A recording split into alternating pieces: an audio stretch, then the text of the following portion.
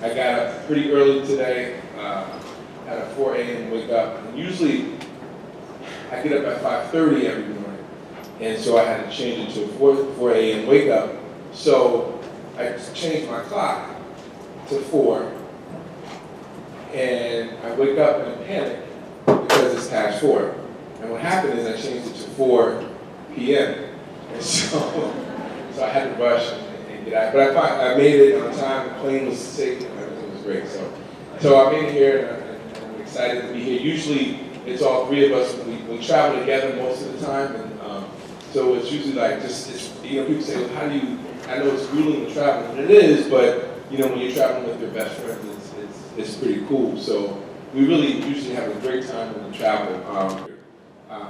And so Dr. Davis is the one who usually starts, and he would tell you our story, even though you read the book and give you some funny tidbits about our story and what happened and some of the things like behind the scenes for the book. And we met each other when we were at University High School in Newark, New Jersey. And Newark, as you know, is a really tough community to grow up in. There, just a lot of crime, dilapidation, a lot of things that can get kids on the wrong track, and murders. It's just tough growing up in Newark. And so for us, it was really good that we found each other. And Sam and Joyce met each other in the 7th grade, and I came along in the 9th grade. And we just kind of clicked almost immediately because we were all in the same classes, because we were in a gifted and talented kind of class. Our classes were exactly the same throughout the year. So we just kind of came together because not only we were in these classes, but we also liked to have fun and hang out, and so we just kind of came together as friends. And so us three just bonded. And as we were going through, we were also trying to, blend in with the rest of the school, because we went to like a college preparatory high school, and you had to take a test to get into high school. So there were 98% of the people who went to that high school went to college. But at the same time, we also didn't want to be looked at as nerds. So we wanted to have that balance. We wanted to be cool, but we also wanted to get at work. And so us three in particular, we were like kind of on the same page as that. It's like we didn't want to be socially awkward, but we also didn't want to be just kind of only in the books and not do any, not get anything else done. And so we together decided that we were going to, enjoy life, enjoy being a teenager, but also, have fun, enjoy, and get our work done. And so that's kind of really how our friendship came about. However, because we were trying to straddle fences, sometimes we trip. And throughout the book, we talk about some of the things that we tripped off of. And me and Sam, because our school was this high school in the center of Newark, and we all came from different areas of Newark, we grew up in different neighborhoods, so we had different friends. And one of the problems was that our friends in our neighborhood were living that life. They were living the life that goes on in Newark, and they were our friends. And I oftentimes say, people say you can't pick your family, but you can pick your friends. And sometimes in the hood, you can't really pick your friends either, because you really end up becoming friends with the people who live in your neighborhood, who live in your block. And you don't really have the luxury of going down across town to have a play date with such and such. It's really about what's in your block, and you have to learn how to navigate your own neighborhood because you live there. You have to walk out that door every day to go to school, and so you have to somehow interact with the kids that live in your neighborhood. And so our young people understand that, and they have to figure out how to do it.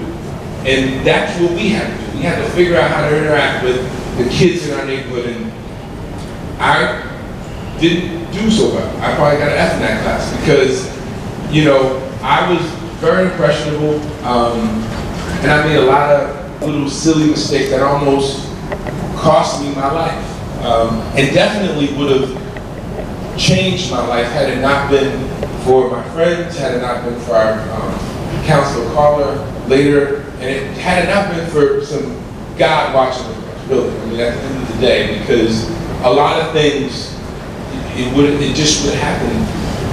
I was, almost going off a cliff. And so there were times when there was one time with Sam, he was with his friends and they were robbing people at gunpoint. And they called themselves the Robin Hoods of the hood. And they were going around robbing drug dealers. And Sam got caught and went to jail for that. And he, if he wasn't 17 and a half, they would have charged him as an adult. But they charged him as a minor because he was 17 and a half. And for whatever reason, he got off with something called a suspended sentence, which is basically he just got kind of a probation, and was able to then go on to finish school and everything like that. So he didn't go to jail. But when he came back to school that next, like the senior year of school, we had already made our time. So that kind of happened, and it just kind of happened. He didn't mean for it to happen, but it happened. When he came back to school in September, I had no idea what was going on. But the interesting thing is, I had also gotten locked up not long before that. And I didn't tell anybody. I didn't tell Sam Church. Because again, it had gone against our pact.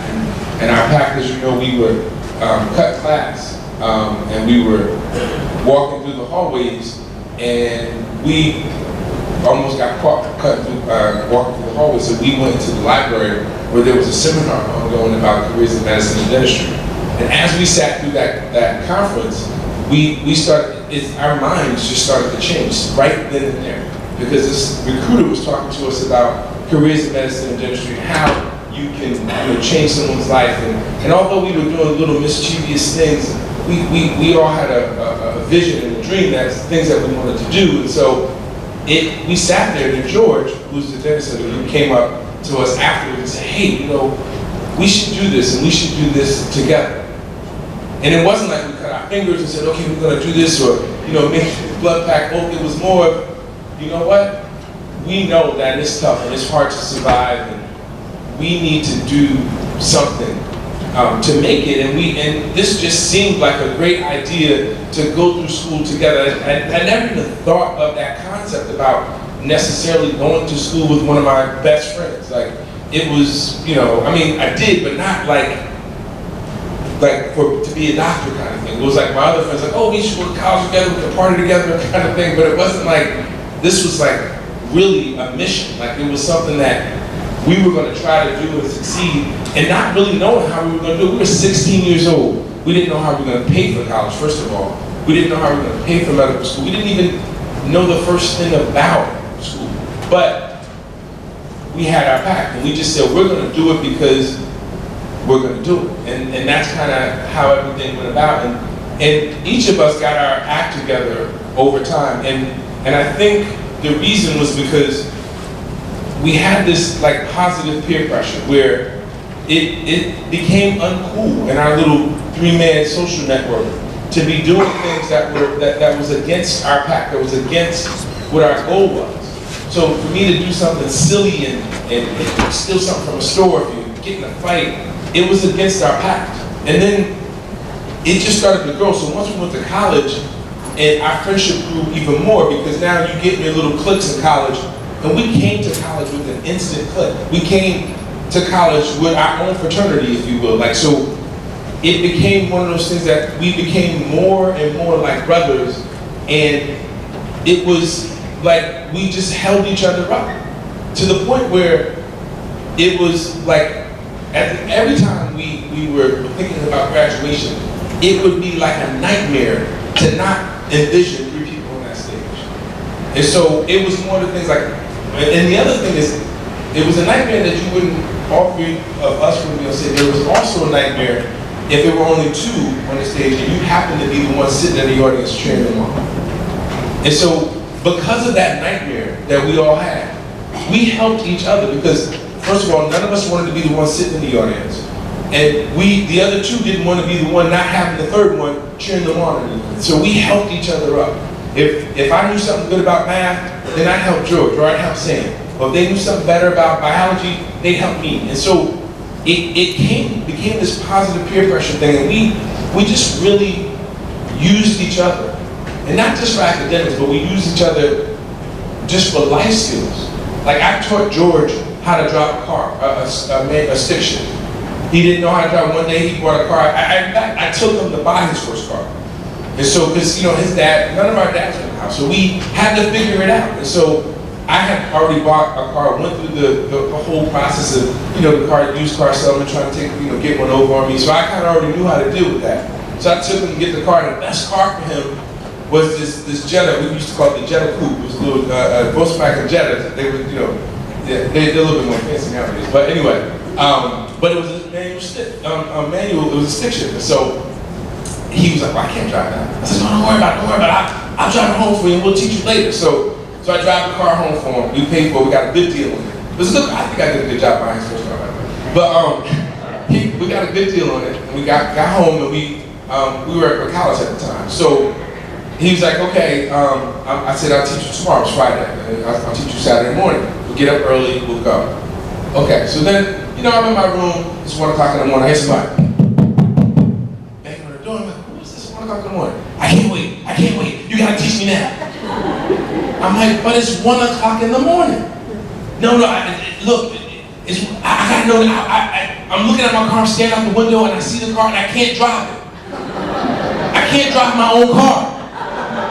You gotta teach me now. So I'm like, so I'm tired, get up, it's 1 o'clock, it's dark. So we get up, and so I'm teaching him. He, of course, knows how to stick shift, so he's jerking the stick shift, and I'm like, oh boy, this is crazy. And so eventually he gets to hang up, and so he's good. He's not here, but he actually bumped the back of the car, kind of fender bender a little bit, but he did okay overall. And he was able to drive the car back home, and everything worked out well. And so, but it was those kinds of things that we did for each other. I mean, we just helped each other become men. We helped each other because we didn't have that image in our lives. And so it was one of those things that we knew that we needed each other in order to make it and survive. And once we graduated, we felt like we had to give back because there were so many things that we didn't have that were challenges for us that we wanted to give back and help people have those same obstacles. Not only financially, but also with peer pressure, just different things. And so that's why we started our foundation, because our foundation was based off of basically providing things for young people in our community with things that we didn't have, that we realized that were challenges for us, growing up. And so that's kind of how we got to where we're at, and we decided to write a book. And that story came about when we were in college, because we were like, we really got an interesting story. We from Newark, we had some rough beginnings, and we made it to college. This is even before medical school. And so we had this lady, and she was going to help us write this book, and it just didn't work out. And then later, when we graduated medical school, we were on the front page of the state newspaper, and it said the start of something big, and it had the three of us on the cover, and that was the first time they had 3 African Americans above the fold. I never knew what above the fold meant until I was above the fold. And it basically meant you were the lead story. You did above the fold when your paper's folded in half. You were the one above the fold. And that was the first time in New Jersey that they ever had 3 black men, except for if they were like looking for them if they wanted. But for something good, that was the first time that they had. And so it was, and it really was, because after that, we got phone calls from different people about different, TV shows and this and that. And then we started to sit down seriously and started to really talk about writing the Pact. And as we started to write the Pact, we were in residency. Residency is grueling. You watch, Grey's Anatomy and all that. Well, that's a little fictitious, but we work hard. But we were in residency, and so it was tough. And it was one of those things where, as we started to write, I'm like, I don't want to tell them about when I got in trouble and got arrested. I don't want to, and then it started to become one of those things where like, I don't want to tell them about my parents, drug issues. And then I'm sitting home, I can remember sitting home on my computer typing, and I get a phone call from George, and he's like, what's going on, I'm like, I can't do this. And then, Sam calls, and I'm like, he's like, I can't do this either. Let's say we work hard, we grew up in a tough neighborhood, but everything else was perfect. We were good kids, never got in trouble. And because think about it, we were in residency. Like, we were not even really doctors yet. I mean, we were doctors on paper, but we hadn't trained yet. And so I'm in my first year of residency, and I got 2 more years to go, and I'm gonna get out and tell people that I was arrested for attempted murder. I don't think I'm gonna get too many patients. So it was really tough. It was one of those things where I'm like, I don't know if I can do this. But like we always do, we kind of sat and powwowed and talked about the pros and cons of everything and what was the real purpose for us writing the book in the first place. And it had to do, we wanted to inspire people. We wanted to let people know that our pact was strong, because that's something that we knew, that's something that we realized. And we wanted people to understand that. And we realized they wouldn't really understand the pact unless they understood what happened. Like, they wouldn't understand the pact until they understood the pact. And if we just said, oh, we grew up in Newark and, we were da-da-da, but we have friendships, and we're here, it wouldn't have been as powerful if we didn't tell the truth. And so we prayed on it, and we each on our own came up with, what? We're going to tell everything. And we realized that it could cost us our career. And so when the book came out, we were bracing ourselves for what type of backlash would come with it. And we looking on Amazon and looking at the comments at the bottom, trying to see what people were saying. And as the comments started to come in and people started to, we had these big book signings, it was overwhelmingly positive. And it just made us feel good because we took a gamble and we realized that we did the right thing and for the right reasons. And so it really made us feel good that that we did get a good response from our book. And so that kind of just how we got to where we are today. And what I would encourage the students out here and faculty is to really follow your gut, follow your heart, and follow your dreams. I mean, we really are only on this planet once, unless you believe in reincarnation and different things. But in this life, you're here just once. You can't get yesterday back. You really need to live your passion, live your dreams, and realize how some of your actions might affect things that happen 5 and 10 years down the line. Which leads me to something that happened to me the other day. A family member, I'm not going to get too specific, but it was my sister, said to me, my life is tough, I'm having problems at my job, my boss, doesn't, she just picks with me, so she gave me this whole story about how her boss was picking with her, and it did sound like her boss was picking with her, just for no good reason. And I said, well, you gotta, look for another job, and because it's clear, this is like the 5th or 6th time she's told me this, so it's clear that this is not going well. There's nothing that she can do that's going to make this relationship any better.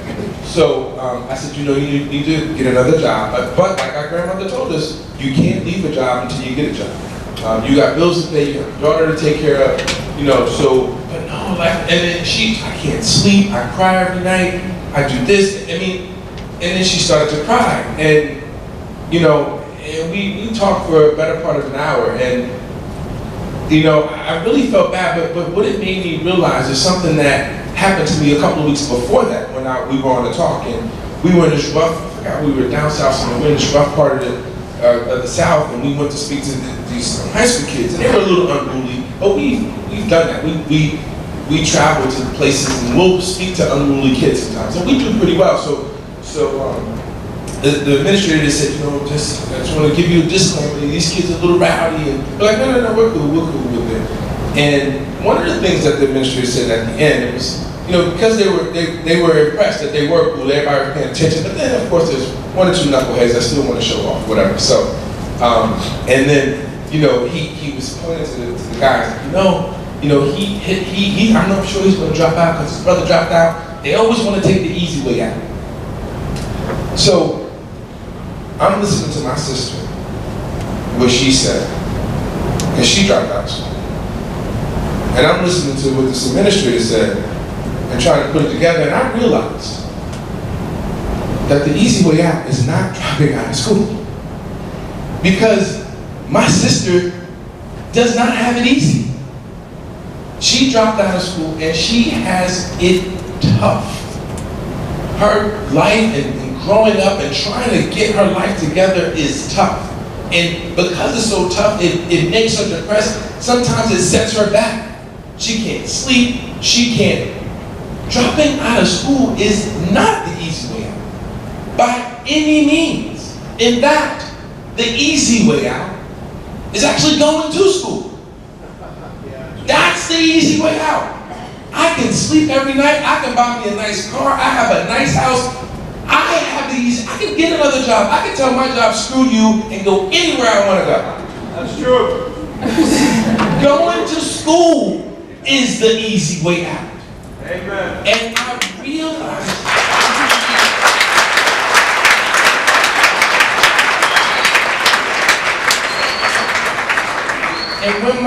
so I encourage you guys to remember this. Don't ever let anybody tell you that dropping out of school is the easy way out. You remember that that's the hard way out. When they say that to you, you tell them, no, the easy way out is for me to get my diploma, for me to graduate. Because the alternative is is hard. And so that is something that why we go on our crusade. Because we realize, like, I used to watch a lot of cartoons when I was a kid, and the Super Friends was one of my big cartoons.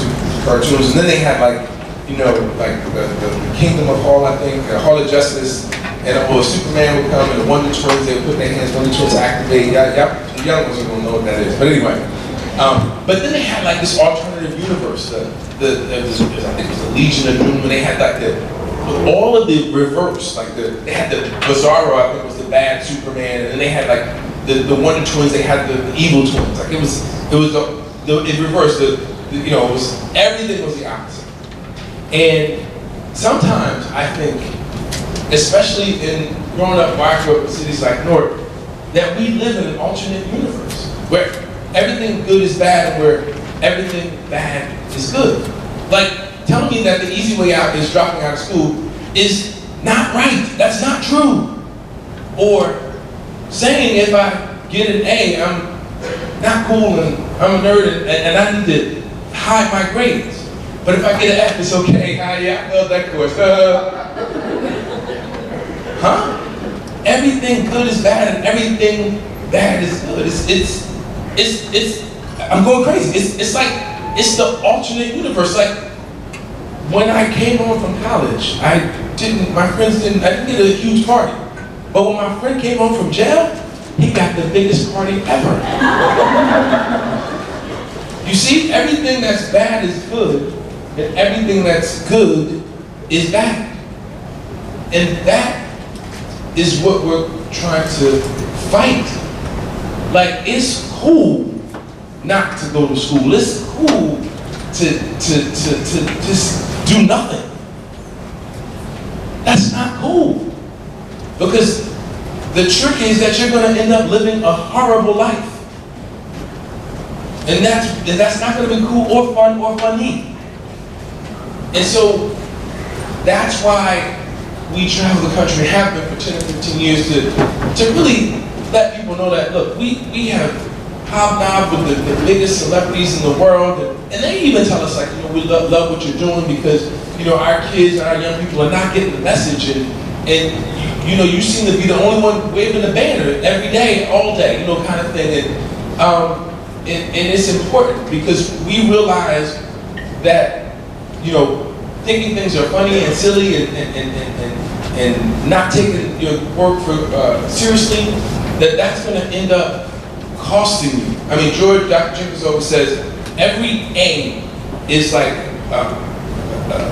a scholarship or like a testament to your financial future, and every F takes away from your financial future. So you should look at your grades as your salary, as your career. And every A is moving that much closer towards your career, towards your financial stability, and every F is taken away from that career and that financial stability. And so it's important that you take all of these things seriously, because if you don't, it's going to be tough.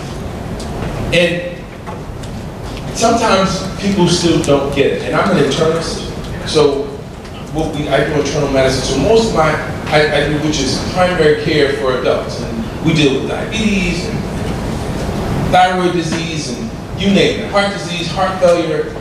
So, and then the common stuff like colds.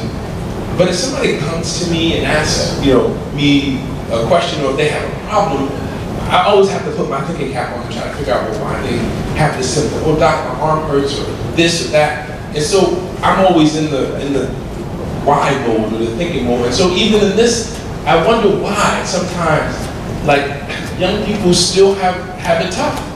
Like, why? Like, look at me, look. You see, like, I went to school, and that's why, you know, I really do have the easy way out kind of thing. Like, I want you to get it. And then I realized that, you know, that's what a lot of my colleagues say. Why can't people get it? And so, it was hard for me to explain it, but I did understand it, but I couldn't really explain it to them. I couldn't articulate it to them until, like, I had to sit and think about it. And I had to sit and think about my life as to, why did I get it? Because I almost didn't get it, right? So if you read the book, I almost didn't get it. But so what happened to me? What was different? I'm not any smarter than anybody that I grew up with. That's the absolute truth. I'm not. So what was different? Because I know Your choices. that absolutely. But I made some bad choices too, if you read the book. So why did I make some of those bad choices? And so when I was in, let's say all of us, when we were in the first grade, we're 5, 6 years old, if the teacher would ask you what you want to be when you grow up, everybody handled it. I want to be a doctor, I want to be a lawyer, I want to be the president, I want to be, like, you know, I want to be 2 or 3 things when I was in the first grade.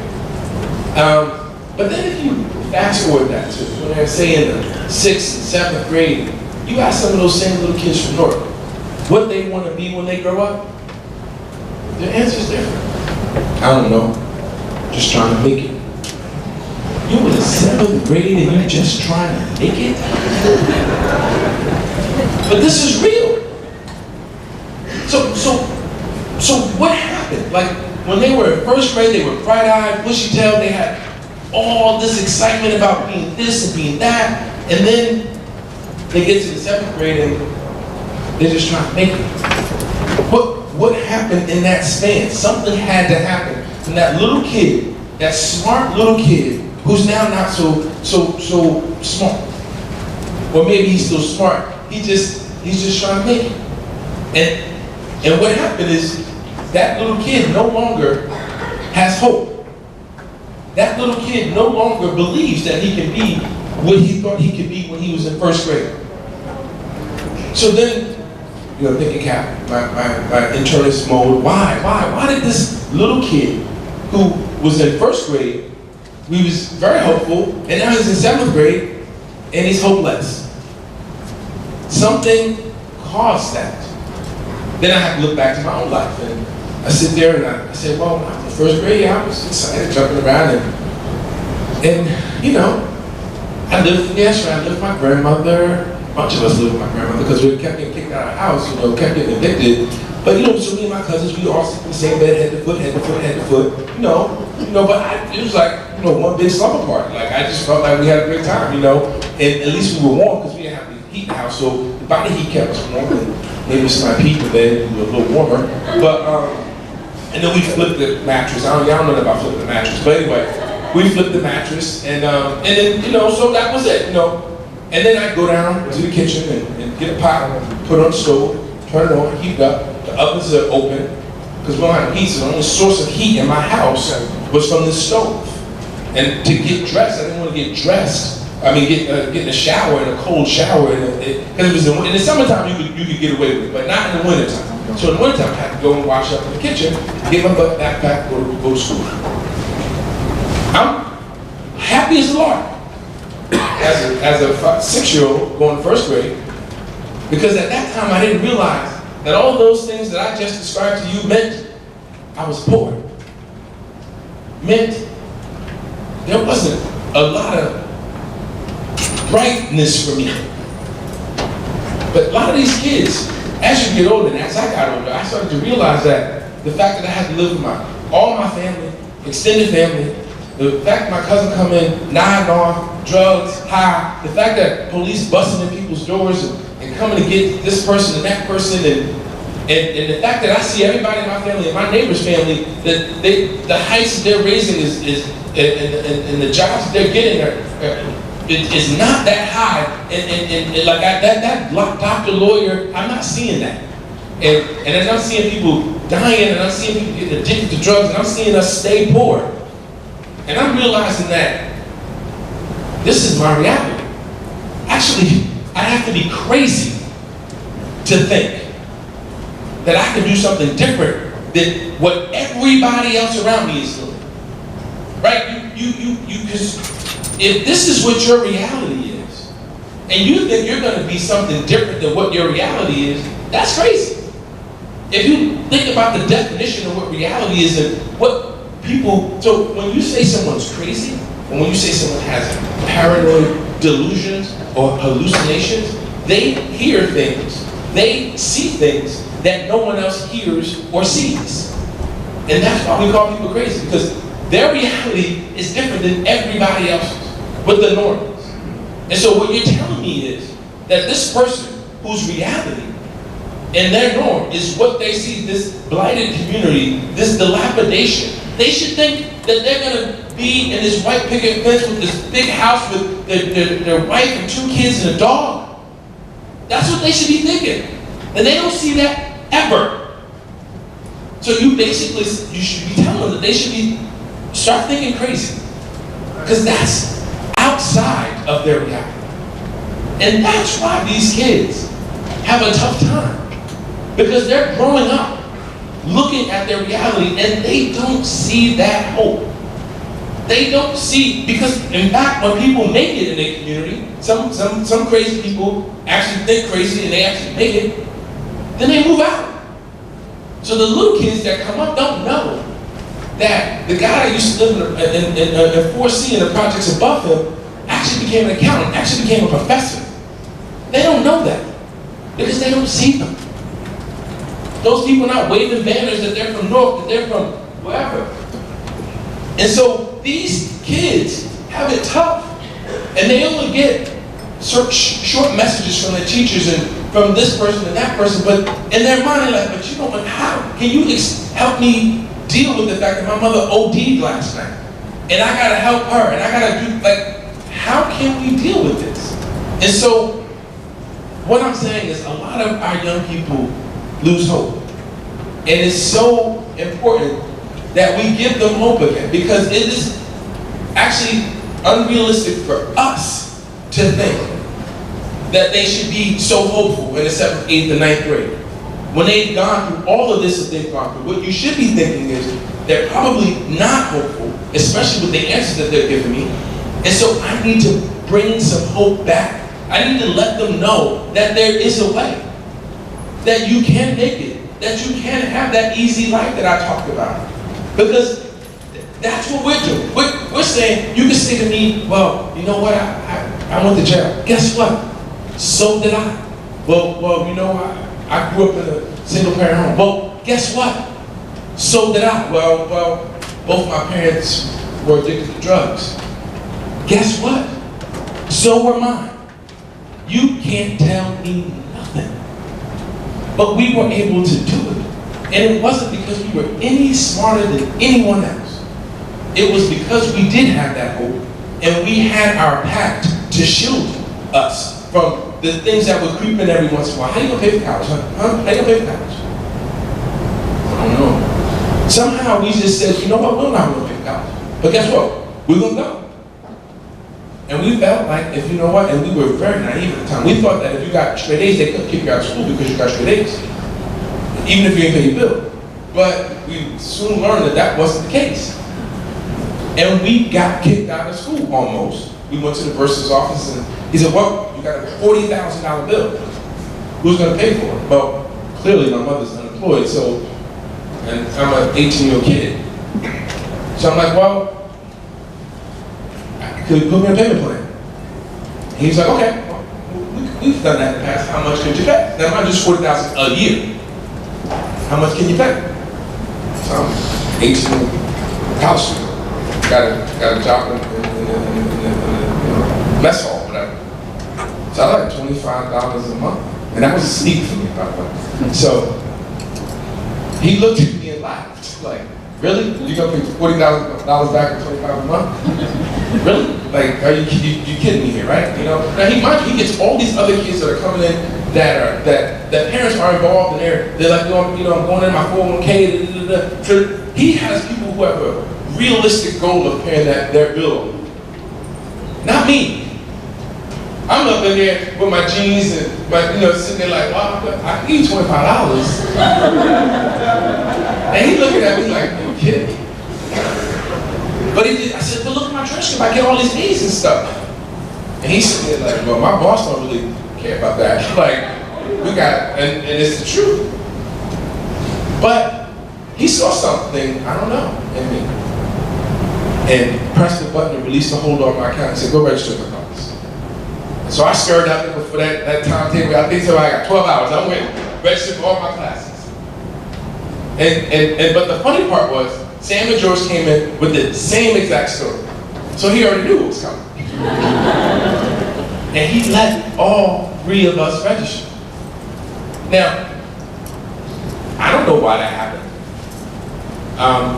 And if he wouldn't have let us register, this whole story would have been different. There were so many things that happened in our lives that would have been different had certain things just not have happened. And so when people say, well, why do you could just go back and just live your life, and I can't.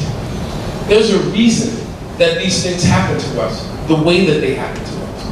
And we have to give back. We have to tell our story. We have to encourage people. We have to bring hope back into our communities because it was given to us. And there was a reason it was given to us. And that's why we're so passionate about what we do, and we tell our stories, and we're not, no holds barred. We want to share our lives because we're on this other side, and we realize that it is absolutely doable. It is a mindset. It is absolutely doable for anybody in this audience, for anybody in the community. And so, and we want to get on the tallest building we can and yell it with a bullhorn. And that's what we've been doing for the past 15 years. And we're going to keep going for 15 to 20 more as long as you guys will allow us. So I just want to thank you for being a great audience, and I'll take any questions. Thank you.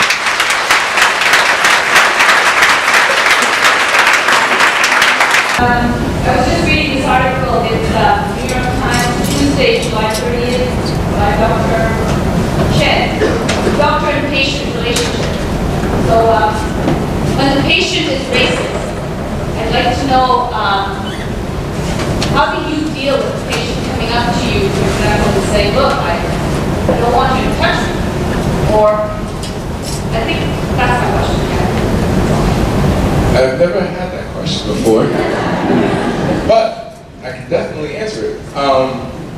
So that's very interesting. So my story is I now practice, even though we do a lot of our community service in Newark, I practice actually in Princeton, New Jersey.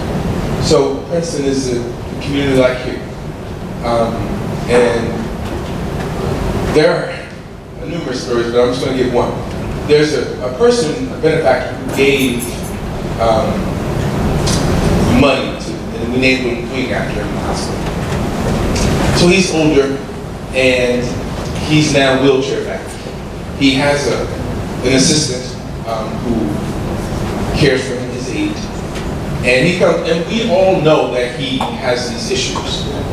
So one day, and he's not my patient, thank God, he is a patient of one of my partners. And so one day, he was, one of our assistants was rolling him down the hallway, and I had my stethoscope on, black stethoscope dangling from my neck. And I'm walking by. And he says to me, "We used to hang you from those." And so, stop. Now, I told you I'm from Newark, right? So, it almost, like I think that somebody I was like, let me test him, let's see if he got Newark out of my head. So, I thought about a lot of stuff, but I looked at him and I said, "Excuse me, I didn't hear you." And, you know, he's not scared the first time. He repeated it. And I'm like, "From what? And I just played it off, and I just walked by. So the woman who was pushing him was, I mean, she broke down. She was so upset. She came up to the lady and was like, "I can't believe this. Why didn't you say anything back to him?" And I was like, no, that's okay. He's an old 90-something-year-old man who is so debilitated. I mean, it didn't affect me in the sense that I wasn't offended because I have a lot of, like, I'm okay. Like, I'm good. I know who I am, what I do, my skills, everything. So it actually didn't, it was kind of sad because the reason he said that, and you got to understand why he said it, is because he's debilitated in a wheelchair, 90 years old, and he sees me walking, towering over him, and he feels vulnerable. He's in a place that he can't control, and the only thing he can do at this point is to say something like that. And so, fast forward a couple months, I'm rounding for my team, and guess who's in the hospital? This gentleman. And he's very, very sick. And, you know, I ignore it like it never happened. And take care of him and everything's fine. He doesn't say anything other than, this time he doesn't talk about my stethoscope, but what he does do is, his assistant is actually an African. And he would, when I came in the room, he would say certain things and make him do certain things in front of me to just because, so he can show that he still has some time. And as he got sicker, I saw him one more other time because as he got sick, he kept coming to the hospital, and he was belligerent at the end of his life because he passed away. No one could deal with this guy. And when I was on calls, I was like, I gotta see this guy again. Take a deep breath. And so I went in his room, and there was his regular aide, and then the nurse was trying to get him to do something. He was cursing her, all kinds of things, whatever he could find. And I walked in the room, he's like, "Hey, come sit down," like we were best friends. And I really still don't know to this day where that came from. He's like, "Do you remember me? I remember you." And I'm like, "Yeah, I remember you." And he was like, "What do you?" I said, "Well, we need to do this," because he wasn't following instructions as far as what to do, like his medical care. So I said, "Well, we really need to do this, and I explained it to him. He's like, "Sure, what?" I said, "Well," they said, "Well, forget them, I don't care. You told me to do it, so I'm going to do it." And I don't know, I really don't know why that happened and why he decided to be nice at the end. Either way, it didn't matter to me, but it was just an interesting story because that was probably the most, or one of the standout ones that happened. You're welcome. We're simulcasting with Framingham, and a question has come through from the campus there. Do you currently have any pacts for the future, or is your original pact an ongoing one? We don't have any new pacts with each other. Our pact is wasn't just to become doctors. Our pact was to be lifelong friends and to help each other and to help our community. And so yeah, that's just an ongoing thing that we're, we've been best friends for 20, 25 years. And as you get older, you realize that to have that kind of a friendship, because you lose a lot of friends along the way. And I'm just fortunate to have, two of my very best friends to work with every day and to do our best to try to change lives.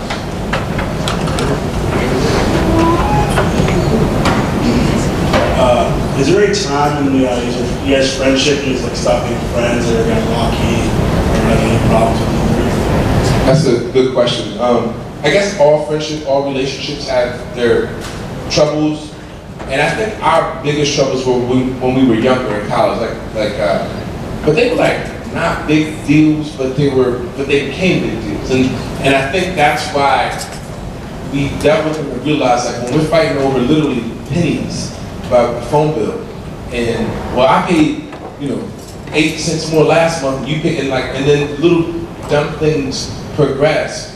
And you realize that you're not speaking for a little bit. You realize that you don't sweat the small stuff, and that this person has your back. And so, in the recent years, we haven't had any big falling out, but we used to have little things when we were younger.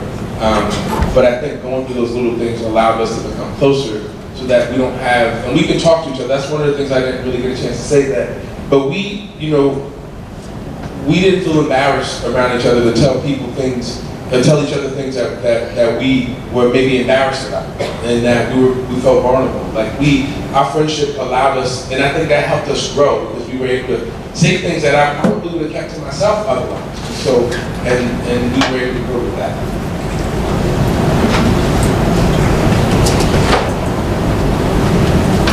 Good morning. Morning. Okay, I have 2 questions actually. I was wondering, were you ever in a fraternity at the college that you were at the university, and also now that you're a doctor, have you ever seen any of the people that lived in the neighborhood that you were in, like in the ER? Good question. First answer is that no, none of us actually are in a fraternity. We thought about it, but we kind of realized we had our own fraternity, and also we couldn't afford it. You had to pay to get in the fraternity, and we just didn't have the money. And so the people that were going to pledge us was like, oh, we really want you in there. We're like, oh, we can't afford it. It's like, okay, well, we're going to fundraise for y'all. And it was weird that that was just weird. That's how bad they wanted us in there, but we ended up not doing it. The second question is, as far as seeing people that I grew up with, I grew up with, my family, I grew up with, and I see them all the time, and my friends, I still see them a lot. And a lot of them say, wow, I wish I would have stuck with y'all. And George, Dr. Jenkins, he went to dental school around the corner from his block, and he lived on one of the worst streets in Prince Street. And it was tough, but the thing about George is he, unlike me or Sam, just his personality was that, people in the neighborhood, as they steal the cars, as they're shooting people, they protected him. And so the word on the street was, this guy's walking down the street to go to dental school. That's why if you touch him, you might not have a life tomorrow.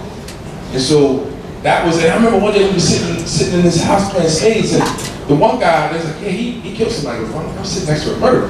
It was weird, but these guys, they really, wanted to see George win.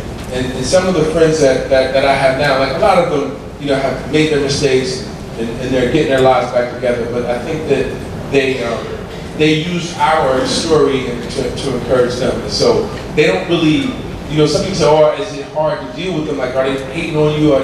No, we don't really get that kind of response. If anything, they're proud of us and just want to be around us or whatever. My name is Ed Pino. I'm from Community South Staff. I have a question for you. How did you come up with the 3D? And is the 3D on? That's why we got it. Good, that's good. The 3 Ds, that's actually Dr. Davis' thing, but we all live by dedication, determination, and discipline. And it's just, just a nice little mantra to when you're feeling down and, you need that dedication, that determination, and that discipline in order to get through. So it was those kinds of things that allowed us to, because it wasn't all rosy. Like, we had tough times trying to, study for that organic chemistry exam. That organic chemistry is the course that makes or break you as a physician. And, Sam got an A, I got a B+, and so we did well in those courses. So, yeah. Thank you. You mentioned something about you didn't have the right image growing up with your buddies. What image were you talking about, like a father or something like that? Yeah, that's a good question. That was a big deal for me. I grew up, I told you I lived with my grandmother, and so it was my mother and all of her siblings, they were all female except for one. But, and then I grew up, there were no males in the house that I lived in. And so I didn't really know how to be a man. I didn't know how to walk, I didn't know how to talk, I didn't know, and The Bond is the book we talked about, it was our last book. I wanted to play football, not because I wanted to play popcorn football. I played popcorn football because I was a man. You didn't have any male role models at all, nothing? No. I had an uncle, but he wasn't around that much. And so, I played popcorn football because, I didn't play, but I tried out for it because I thought that's what boys were supposed to do. But I couldn't even get the uniform on. I couldn't get the shirt over the shoulder pads. I had a hard time doing that. And so so I would look for people in my community to emulate. So my friends, I would never want to emulate my friends because they're my friends. I always try to emulate their older brother. And so one of my friends' older brothers used to know how to do backflips and gymnastics. So we used to get a mattress and jump up and flip on a mattress and stuff. So I just want to be like him. And then he was cool, he had girls, all that stuff. But every time I tried to emulate somebody, it would get me in trouble. And so I picked somebody else to emulate. And it just went on and on and on. And I realized that I need to start looking within and also looking at my two very best friends who are here. And again, we just help shape each other. Morning. So I work as a volunteer for a tutor in Mission, which isn't quite New York, but it's not relatively also. And I see what you described. They don't have that hope. They're the seventh graders that you spoke of. And I was wondering what advice you would give to someone not from their neighborhood. I didn't grow up. I can't be a role model to them because I didn't grow up there. Because it's also quiet. So what can someone outside their home say to them? I think that's a very good question, and I'll give you a story. It seems like I always have a story, right? I'll give you a story. In 7th grade, 7th or 8th grade, middle school, my gifted and talented teacher, her name was Mrs. Hat, and she was a white lady who lived outside of the town. But I remember her, and she had silver hair. She was just very pleasant. You could tell when she went home, she had a bunch of flowers, and she watered all of her flowers around her home. She was just a wonderful woman. And the reason I remember her so much is because she did inspire me. And she didn't do it because she clearly didn't grow up in my neighborhood, and clearly wasn't a man, and could tell me how to be a man. But what she did was, she inspired me by little things. One thing that I always remember, she taught me how to spell the word hypothesis. She said, break it down like this: he consists. This is how I learned how to spell hypothesis. And when she would just randomly say to me, hey, Rameck, can you spell hypothesis for me? That's a hard word to spell. And I brighten up and I go, da-da-da-da. And she'd go, wow, you are so smart. And I believed her. She probably told everybody else in the class that they were smart. But I believed her. She made me feel smart. So she didn't have to tell me oh, you can make it. She didn't even address my social issues. That wasn't her job. I don't know, she got in where she fit in. She knew what her role was and what her job was. It wasn't to tell me how to deal with my drug addicted parents, because she couldn't tell me how to do that. It wasn't to tell me how to deal with the guys that's toting guns on my block and how to avoid them. She couldn't tell me how to do that. But she could tell me I was smart. And she could prove to me that I was smart because I knew how to spell hypothesis and I could spit it out just like that. So she did things to reinforce, just pull out of me what she knew I had in me.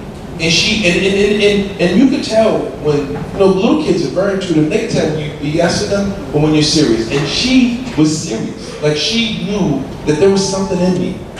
And she just brought it out.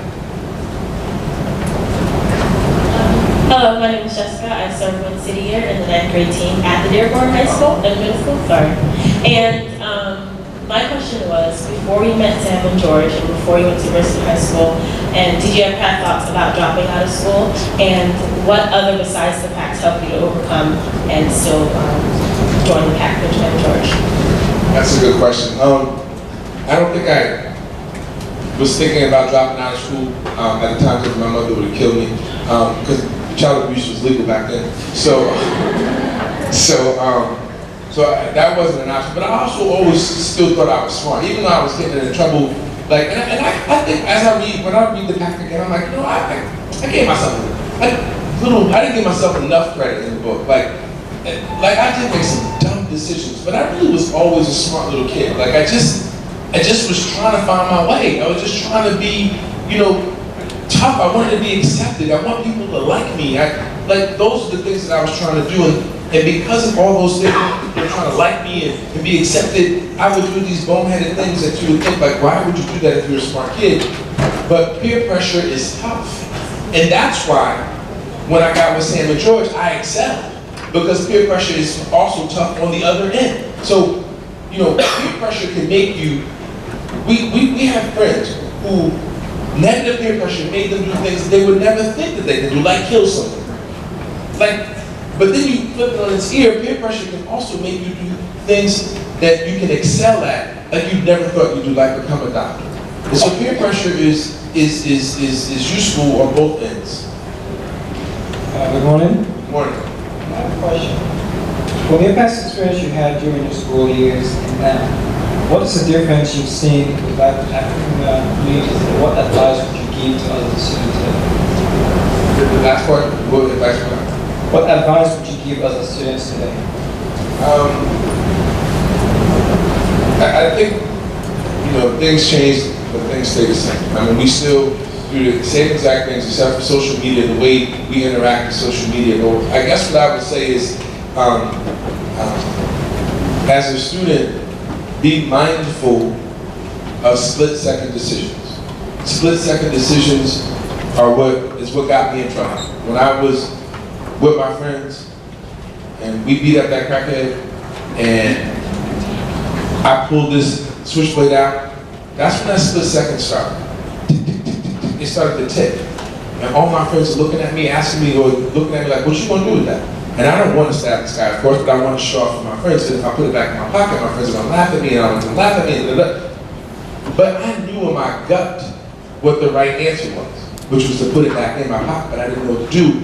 And this was all going on in a split second. And most of us have these split-second decisions where things happen, and we got to make a decision in a split second, especially like when you get older, split-second decisions for some reason aren't as bad. I guess you've been through it all. But split-second decisions are very important when you're in high school and college age.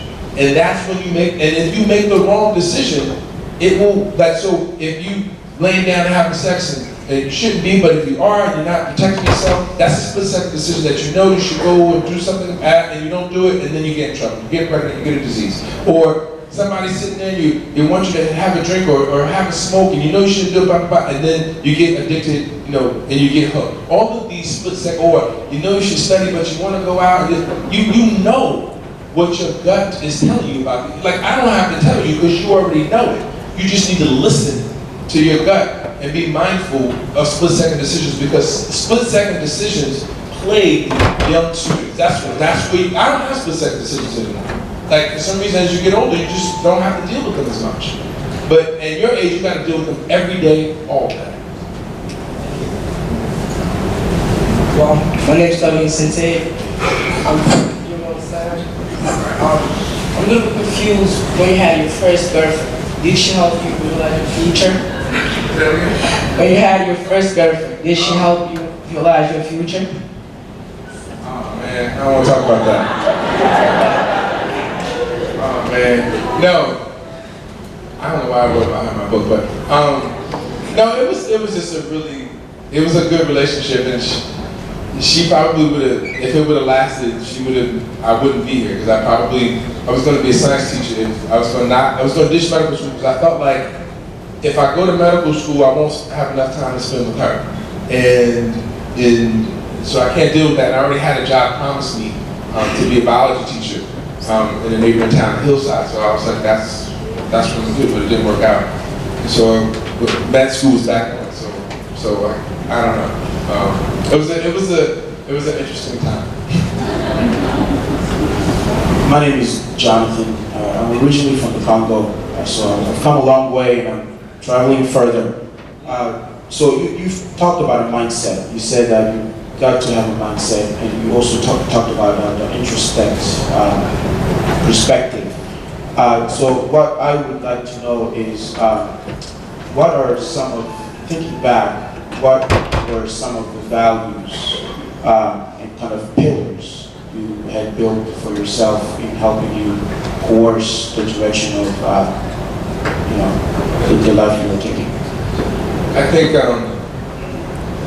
I developed, Sam and George had those more than I did, which is why a pillar would make them more stable, and that's why they were more stable than me. I think what helped me was that I valued friendship a lot, and I think what also helped me was that I intuitively knew I was smart, and I knew that I could get it. And so for me, and I liked learning. And it was just as simple as me liking learning. Like I was like a sponge, I liked to learn. And that's how it started. It was me liking learning. And that's why I would make stupid decisions even though I like learning. But Sam and George kind of helped me, gave me my struts, and then I started to realize that I did need to make more mature and stable decisions, and that's kind of how I matured. Okay, we're going to just have one last question because all the students have to leave to go to class now, so just ask your last question, please. How's it going, brother? How you doing? Just have a question. What would you say to somebody that wants to study something more creative, something less guaranteed?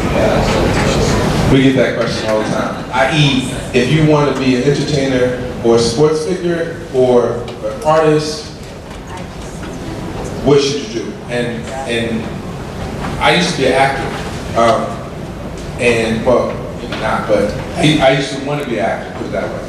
And I went to acting school and I used to do plays and so on and so forth. So there was nothing wrong with that. And then, if you read our book, me and George had a rap group. And we made a demo, I had 16. I made beats. Don't get me started because we ain't got much time. But George said something to me that changed my life because I'm like, yo, gee, you know what I'm saying? We got this thing going because we had like, back in Orlando Magic when Shaquille O'Neal was in Orlando Magic, they liked our demo. They were going to give us a demo deal. We was ready. I'm like, gee, let's go listen. And G said, look, man, we can be the best rappers or the best producers or the best this, and nobody buys your music. He said, and so basically he was saying that it was less guaranteed. He said, but I can go to school, and if I go to school and get my A's and get my degree, I will be guaranteed, a decent life.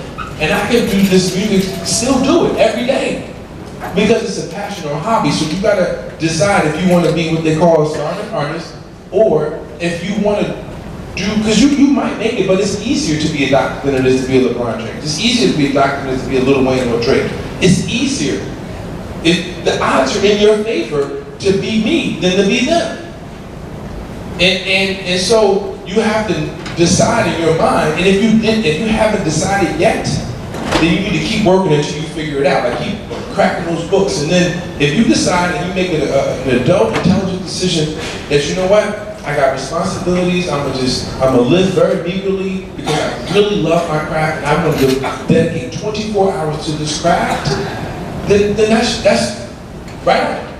But if you still love it and you want to do it and you want to, you're a dynamic person. Being creative by definition means you can think outside the box. You can do so. You can get your grades and still focus on your creativity. Like you can do both. And so to me, I would recommend that you do both. Like you make sure that you have that backup plan because that's the guarantee.